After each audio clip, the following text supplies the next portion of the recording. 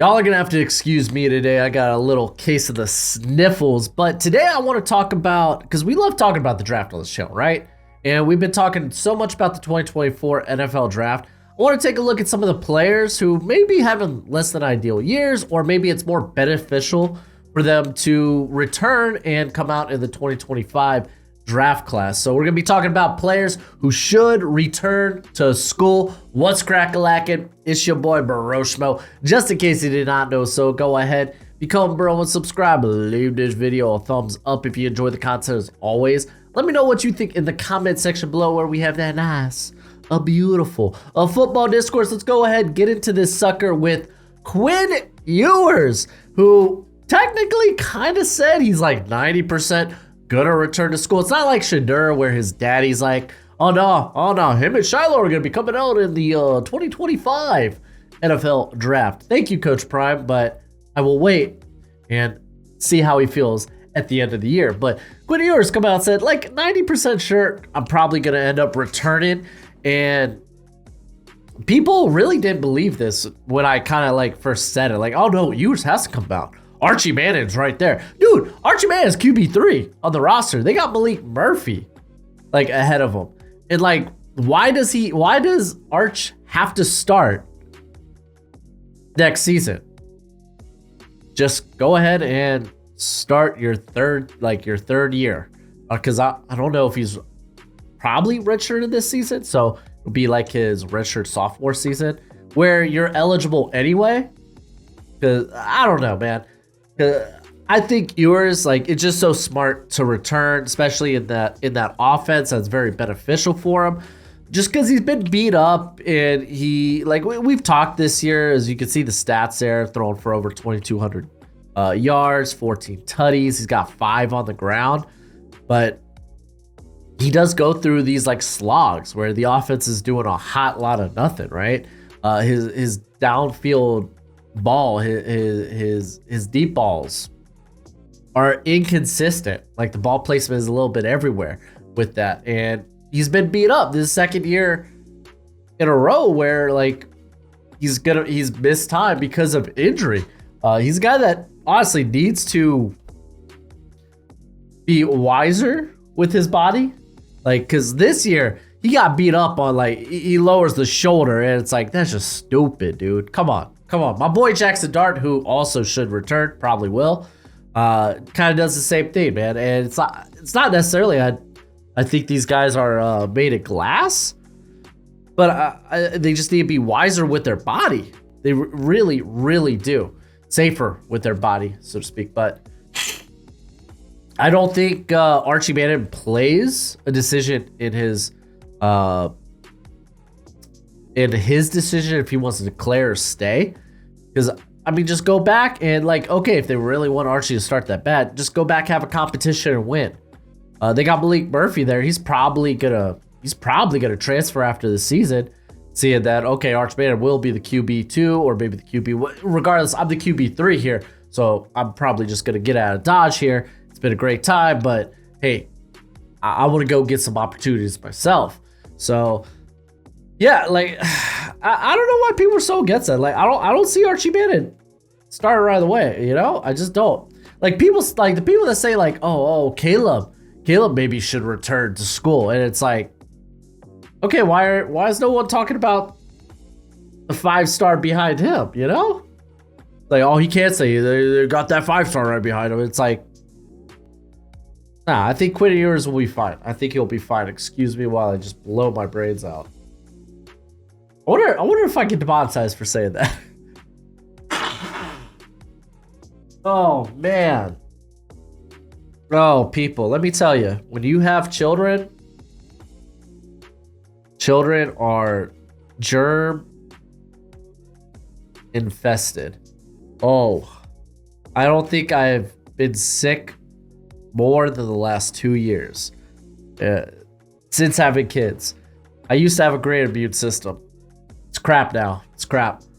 Let's go ahead and talk about the next prospect here, because I talk about quarterback next as well, and Riley Leonard. Riley Leonard having kind of a blah year. which is a shame. Like, the dude's a gamer, he's a competitor, he's a winner. This season, only 3 passing touchdowns, 3 interceptions. He had 4 rushing touchdowns. And, like, to be fair, like, he's had Duke playing some good football. Like, if he doesn't go down, man, there's a good argument to be made that Duke's like only a 1-loss team right now. But with Riley Leonard, a lot of his season's been, you can look at the play and be like, it's not at least ideal as a passer right now. But you look at the injuries. He had the ankle injury. He had I think a toe injury now that put him out for the rest of the season, or at least he's going to miss a lot of time. And he's only a true junior. Just go ahead, return to school. Like, your play as a passer in particular this season hasn't been ideal for your draft stock. Go ahead and return. Excuse me. I just think it's more beneficial for him in that regard. But yeah, like Riley Leonard, he's a guy that a lot of NFL scouts are going to love, just because very similar to other Duke quarterback, Daniel Jones. Like, you see a lot with him in terms of the processing, the ability to take on pressure, his pre-snap recognition. There's a lot to really like about him, but just for me, it's not like he's got the Daniel Jones big arm. He doesn't have that, in my opinion. I think he's got a very moderate arm. His ball placement is a bit sporadic. It really, really is. But he kind of makes up for those things, with just what he can do with his legs. So, like, I think he needs to come back, especially if Elko decides to stay at Duke. If he doesn't, if he ends up getting a job elsewhere, I say Riley Leonard transfer and follow your man, dude. Follow your coach. I do want to talk about a couple of other guys real quick at the quarterback position that I think will return, like DJ Uiagalelei. He's got another year of eligibility there at Oregon State. I think he's going to take it. Just the dude's accuracy is just not consistent. I think his average completion percentage, like adjusted completion percentage, is like in the 60s, which is just really bad. You also got KJ Jefferson. I think KJ Jefferson, matter of fact, let's talk about his run back, Raheem Sanders, Rocket Sanders. I think both those guys return. And if Sam Pittman gets fired, probably transfer. I think Jefferson might have to transfer as a grad. Not positive, don't quote me on that, but I know they have another year of eligibility, and I think they'll take it, especially Rocket, who's just a true junior this year, who injuries have kind of derailed his campaign. So I definitely see those two guys returning as well. Michael Pratt's kind of already accepted an invite. I think he technically had another year of eligibility if he wanted it, but it looks like he's probably going to come out. He already accepted his Senior Bowl invite, though. Again, people can change. Real quick, I want to give a shout out to today's sponsor, Underdog Fantasy. When you sign up using promo code Broshmo at Underdog Fantasy, they'll match that first deposit up to $100. There's not a better place to play weekly best ball, or my favorite, higher or lower on player prop bets. Matter of fact, some of Gojo's picks of the week. He's an absolute sicko. He's got Jarrett McKinnon higher than 15 receiving yards, which McKinnon has actually done that in 6 of 9 games this year. So honestly, not a half bad pick. He also believes the hype. He believes that CeeDee Lamb is the best wide receiver in the league. So he's got him higher than 75 receiving yards against the Carolina Panthers. Take Dell, favorable matchup. He's going to go higher on 52 receiving yards. And then Travis Etienne. He believes the Jags, after putting up a dud, an absolute stinker last week, get it back on track.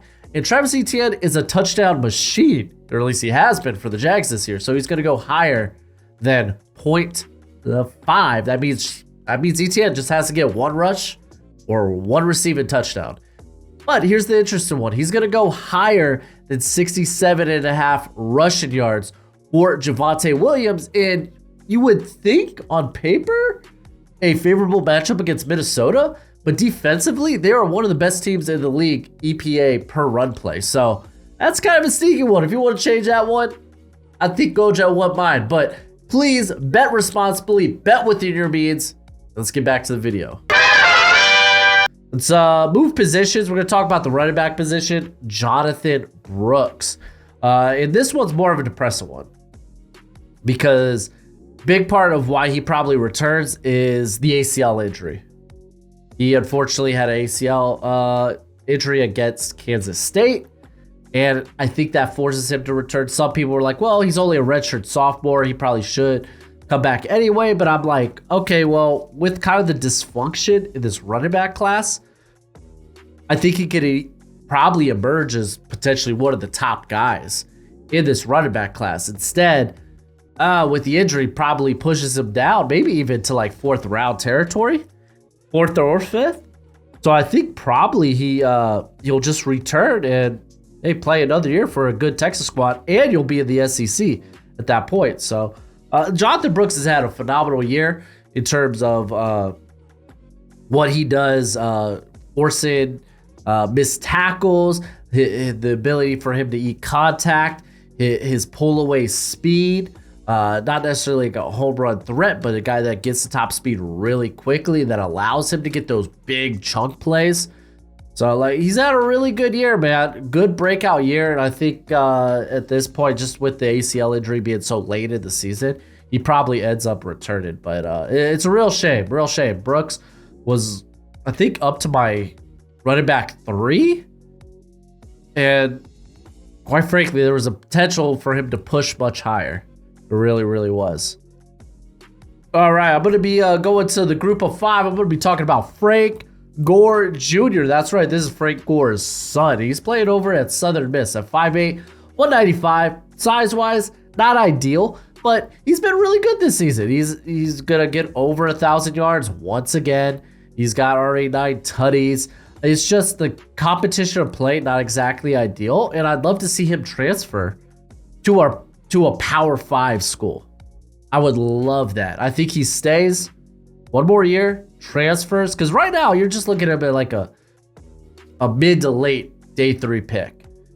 And with his size, 5'8", 195, not exactly ideal, but I do love like the low center of gravity. I love his ability to eat contact, and I love just how elusive he is. And if he could show that against good competition, like great competition, go to a Power 5 school, that could do a world. It could make a world of difference to his draft stock. So he's another guy that I think it's more favorable for him to return and transfer, try to go to a Power 5 school. I don't think I really have any in mind, particularly right now. Some of that's going to kind of depend on what coaching fires and hires we have. Because like one that popped in my head was like maybe Texas A&M, but again, don't know who the coach is going to be there. So I don't know. We'll see. But like big fan of Frank Gore Jr. Love his son, but I want to see him play at a better competition. Listen, I know you love the NFL draft as much as I do, and you're going to want a nice hefty watch list of players during this college football season. Well, go ahead, check out my draft guide. You can purchase it for only $30 by Venmoing or PayPaling me. Links in the description. It's a one-time payment and you get it for this whole draft cycle and forever and always. Technically, it's a Google spreadsheet. So send me your email when you send the payment. I'll get you hooked up. You will see my current prospect rankings and big board, my full evals. And guess what? It updates throughout the whole draft cycle. So it's a great purchase and it's a great way to support the channel. All right, let's go to the wide receiver position. I got Brian Thomas Jr. and this might shock some people because like we're already talking about him as like a potential like fringe late first round pick. And ultimately, I think he comes out. I think he declares. Because this team's also going to be losing their quarterback in Jaden Daniels after this season. But I think Brian Thomas if he returns, I think he has the opportunity to be a top 15, top 10 pick in general. Like, I would kind of put him up there if he returns with Luther Burden, who's going to be like wide receiver 1 for a lot of people next year. Because Brian Thomas, in terms of the size, love it. 6'5", 20 or 6'4", 205, good size, and he's still putting on mass to his frame. He's a sicko in terms of his athletic ability, like great athlete, and just it's had a phenomenal season. He's gonna get over 1,000 yards, if not this upcoming weekend, the next. He's already got 13 tutties. He can force missed tackles. He contends well at the catch point. He's got legit like bunnies in his shoes where the hops are beautiful. Like there is a lot to like about him in terms of his potential. But right now in such a studded wide receiver class, he gets lost in the shuffle. Like, do I think he can maybe get to a top 20 status? I think that's possible. But I think if he waits another year, then we could be talking about him as a top 10, top 15 overall pick. Real quick, I want to take a look at specifically what year is he? I think he's 2021, right? Yeah, he was a 2021 recruiting class, so he's a true junior. He's only a true junior, so yeah, I kind of like for him to come back, but again, this one's more, I think, ultimately he does end up declaring, but I kind of wanted to throw it out there because I think he's a phenomenal prospect that could go much higher in a different class. All right, we're going to move to the defensive side of the football with the U. I got Leonard Taylor III.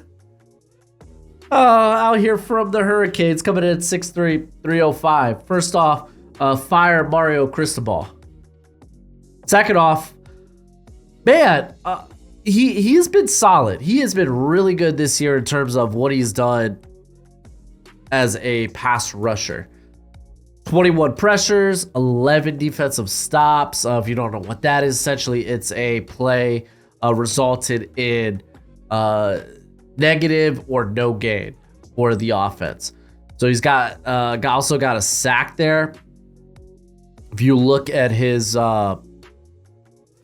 win rate, which I'm pulling up right now, probably should have had it beforehand, but it is what it is. I'll talk about other things. The thing is, and okay, like you're gonna look at his win rate, it's like, oh wow, no, his win rate's really good.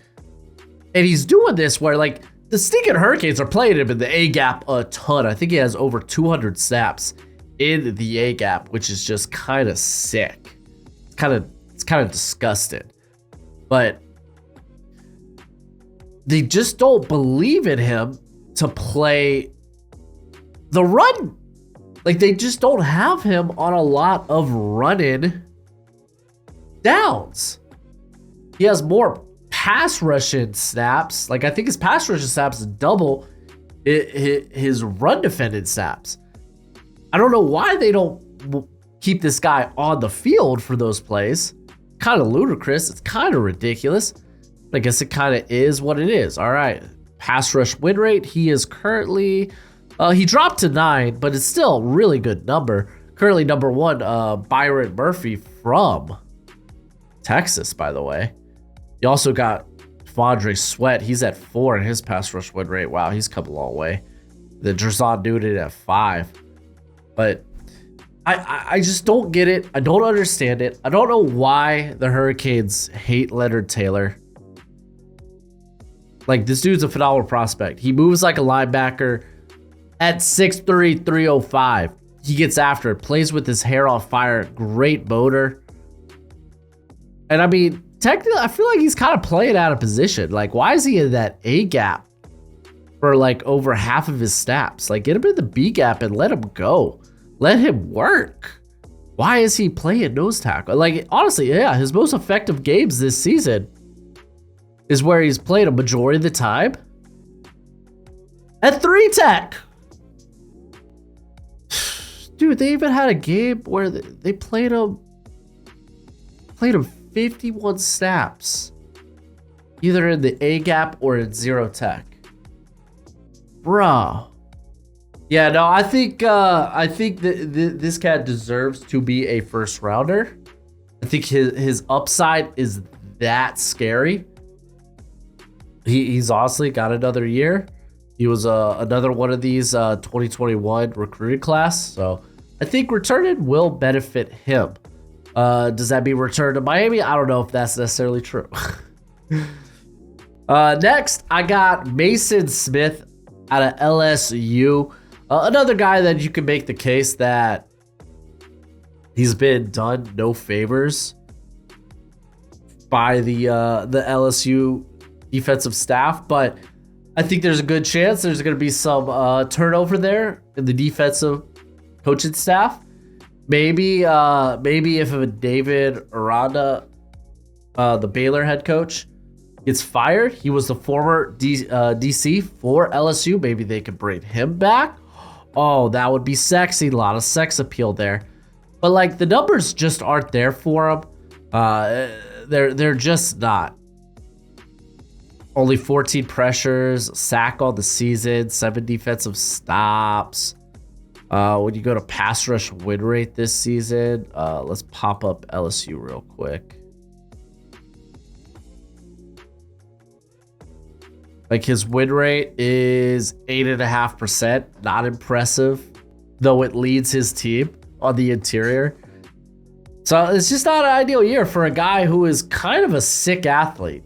Like he is. If like you see this guy's like twitch and explosiveness at 6'6", 315, and you're like, oh, there was a reason why at the beginning of the year we were talking about him as a first rounder. So I expect him to return for one more season because he's another cat that probably has that first round potential. Next on the list, I got Jonah Ellis coming out of Utah, coming in at 6'2", 246. And I have him on this list because the dude's having a phenomenal year, by the way. Like, the dude has been studded.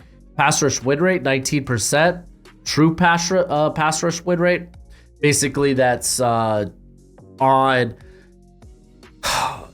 Essentially, it's on downs that aren't influenced by the run game. So, takes out play action, screens, and whatnot. It's like the truest sense of how do they win these one-on-ones. He's at 28%. It's had a phenomenal year. 41 pressures, 13 sacks. I just think he can be higher. I think this is a guy that has first-round ability, but for whatever reason, we're not talking about him in that first-round area. I mean, he's probably in a lot of people's top 50s. He's in mine, at least. It's just, I think there is more to complete with his game.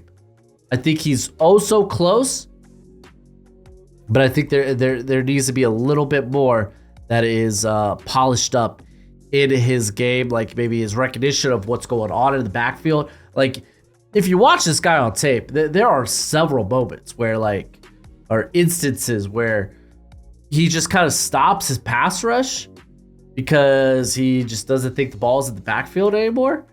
And then suddenly, the quarterback rolls out his way, he gets caught flat-footed, like, oh, crap.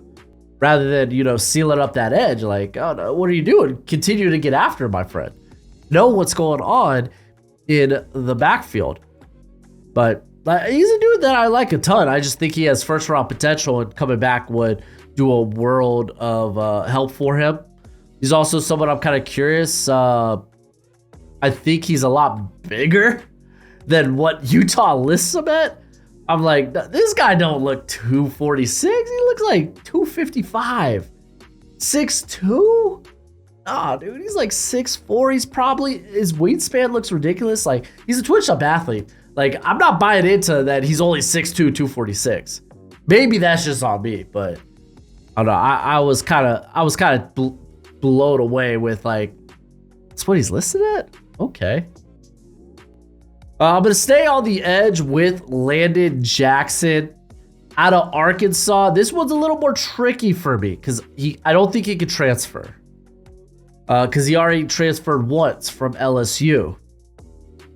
And I think if he does a second transfer, then he has to sit for a season. But he's also from the 2021 recruiting class, so he's also a true junior or redshirt sophomore.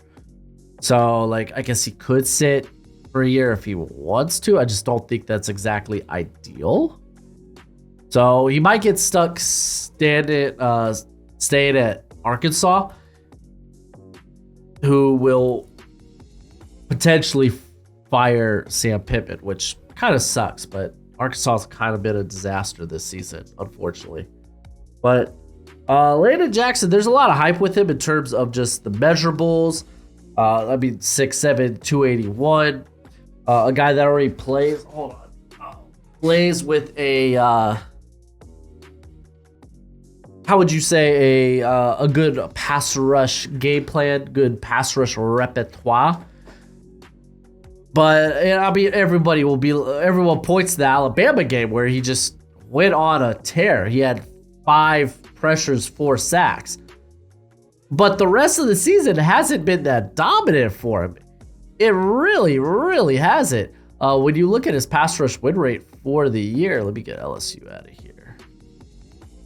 If you look at his pass rush win rate for the year, like the dude has an 8.5. That's kind of trash. Kind of trash. You might be like, oh, maybe this is a cat that they kicked to the interior at that size. Potentially they do that. And I'm like, oh, you know what? Like, I mean, you look at the size, he's giving you 3-4 end vibes, right? 5 tech vibes, which that's probably where he ends up playing. But I think he should be much more dominant than he has been. So I think he needs another year to marinate in the oven. And we'll see where we're at. Like, because in terms of production, I'm not there yet. You know, like one game ain't going to change my mind. Like, we haven't seen that play outside of that game, at least as a pass rusher. Like, you ain't going to draft a guy that high if you're like, okay, he's pretty good. He's a really good run stuffer. But, you know, he had one good game as a pass rusher. It's like, no, reel back on that. Complete your game. Like, you could get a real good run stuffer day 4. Day 3. Day 4. You mean as a UDFA? But yeah, no, I want to see him grow as a pass rusher. And I mean, to be fair, what was it? I think last season. I mean, this is his first true year as a starter, correct? Oh, what did he do last season for Arkansas? Okay, he started part of the season for Arkansas last year. But like, his numbers are almost the exact same from last season. That's the thing. So I want to see a little bit of growth from him. I want to see a little bit of growth. All right, let's keep this sucker moving with, my last prospect here. It's Cameron Kitchens. Oh, say it ain't so. Say it ain't true. Oh, it hurts my heart. I'm talking about 2 Hurricane players on this list. Quite frankly, I could have talked about Tyler Van Dyke as well. But Cameron Kitchens, a lot of people, he's still like safety 1 for a lot of people. Me included, though, I think I'm about to move Tyler Nubbin past him. Like, I get it. Like, Cameron Kitchens, in terms of ability, nose for the football, ball hawk, like, he's disgusting. You love him. He's just really great in that regard. But this year, we have just seen him blow a lot of plays. I probably could use a different word than blow, but I'm going to stick with it. He blew a lot of plays this season. You go to the North Carolina game, he allowed two touchdowns, 2 big ones. Like, come on. He allowed the game-winning touchdown for Georgia Tech, which kind of sucks. Don't want to talk about it. But part of that, I would say, is kind of on Mario Cristobal. Fire Mario Cristobal. Didn't want him anyway, dude. I didn't know Dan Landon was available. How do we get Cristobal? How does Cristobal choose to leave Oregon? How does Oregon, their coach, chooses to leave for another school and they trade up? I want Dan Landon. Probably honestly, if the Hurricanes had Dan Landon, I bet you these prospects, they'd be easy first rounders. Leonard Taylor, stinking Cameron Kitchens. We won't be talking about that. But that's not to say, like, Kitchens, his ball skills are phenomenal. He's already got 4 picks on the season. If you go back to last year, where he had 6 interceptions, Like the dude has a nose for the football. It's just he has a tendency to give up the big play. Like, look at this. He gave up a 62-yarder against Florida State, gave up a 64-yarder against Virginia. Darn you, Malik Washington. Gave up a 33-yarder and I believe a 25-yarder against North Carolina. Gave up the 44-yarder for the touchdown against Georgia Tech. Let's not talk about it. Like, he's getting blown up. He's getting blown up. The consistency just isn't there. You're kind of dealing with this high risk, high reward, which part of that reminds me of Andre Cisco. I'm not saying this is a comp. I think Andre Cisco was a much more savage hitter, like a guy that loved to lay the boom. And Kitchens is fine. I don't think he's this hit stick guy like Cisco was, but in terms of like they are feast or not even feast, but they are high risk, high reward when it comes to that back end. Or at least Cisco was coming out, where it's like, okay, either they're gonna blow the big play. I love saying it. I'm not gonna stop, or they're gonna come up with a big time turnover for us. So it's like it's a big reason why Cisco, he ended up going to the 3rd round. I think I saw a 2nd round grade on him at the time though. But a big reason why, Cisco goes in the 3rd round. Like, Kitchens probably falls a day 2 at this point. I feel like it's just kind of reality. So, like, there might be a good chance for him to return and try to get back into that 1st round discussion. Because, like, honestly, for me, I don't think he's first. Like, I've been moving him further and further and further and further down my board, man. I really have. It just sucks. But, that's it for the video. Go ahead, do that YouTube thing. I'm gonna try to get well. But until next time, you be easy, my friends. Later.